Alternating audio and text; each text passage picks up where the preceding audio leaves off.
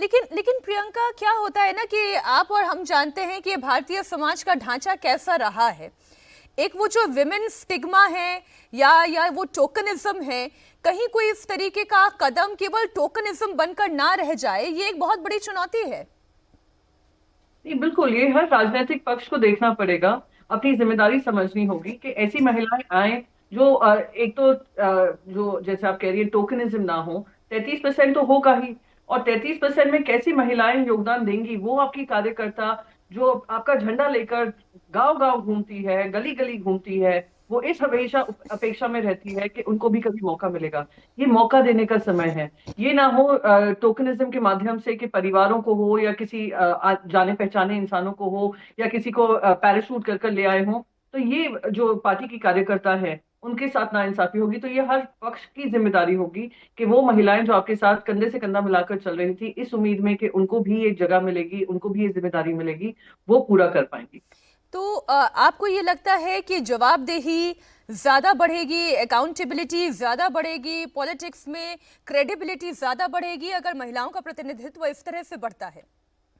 नहीं, मैं नहीं, क्रेडिबिलिटी से ज्यादा मैं मानती हूँ कि महिलाओं की आवाज होना बहुत इंपॉर्टेंट है। आप देख रही हैं कि महिला वोट बैंक कितनी इंपॉर्टेंट बन चुकी है हर राजनीतिक पक्ष के लिए। जो भी पॉलिसी इनिशिएटिव्स आ रहे हैं टारगेटेड टुवर्ड्स वुमेन, तो वो जानते हैं कि अभी जैसे हाल ही में चुनाव हुआ, 90% महिलाएं वोट करने आई हैं।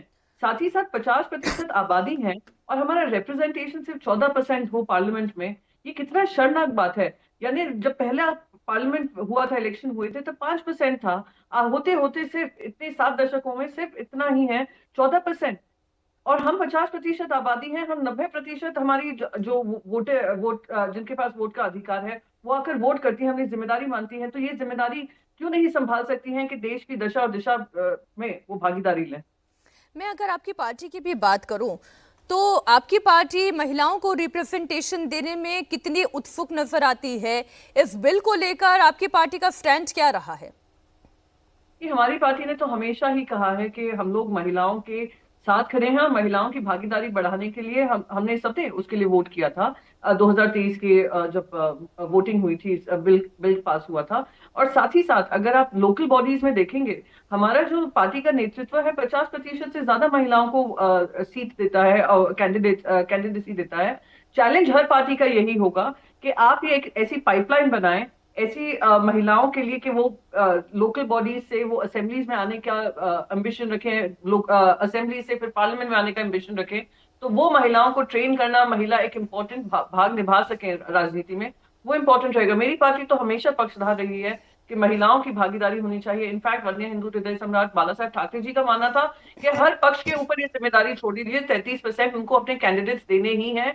जिस भी कॉन्स्टिट्यूंसी में दे वो अधिकार उनका होना चाहिए, और जो ये पालन ना करे तो उनको डी रजिस्टर कर दें। यहाँ तक हमारा कमिटमेंट है कि महिलाओं को हम उनकी भागीदारी बढ़नी चाहिए। एक एक और बात जो चर्चा में आती है जब हम विमेन रिप्रेजेंटेशन की बात कहते हैं, कि प्रधानमंत्री नरेंद्र मोदी ने ऐसे टाइम पर इसका जिक्र एक बार फिर छेड़ दिया। ऐसे टाइम पर ये स्पेशल सेशन बुला लिया गया जब हम जानते हैं कि चुनाव चल रहा है। चुनाव को लेकर बातें भी चल रही हैं, प्रचार भी चल रहा है, और पश्चिम बंगाल, वहां तो खुद महिला मुख्यमंत्री है और महिलाओं के लिए कितने सारे लुभावने वादे हर पॉलिटिकल पार्टी ने किए। उसमें ये मैं नहीं कह सकती कि केवल टीएमसी कर रही है या बीजेपी कर रही है, कांग्रेस भी कर रही है, बाकी पार्टीज भी कर रही है। ऐसे मौके पर इस विमेन रिजर्वेशन बिल को लेकर आना, इसके ऊपर विशेष सत्र बुलाना, it is a part of politics for vote benefit. बिल्कुल नहीं, बिल्कुल, आई थिंक पॉलिटिकल बेनिफिट होगा या नहीं होगा वो बात अलग है। पर एक दो इलेक्शन के बीचों बीच एक तमिलनाडु है और एक वेस्ट बंगाल है, दोनों में ही ऑपोजिशन पार्टीज हैं जो भारतीय जनता पार्टी के साथ नहीं है, उनके उनसे वो उनके विपक्ष में खड़ी हैं।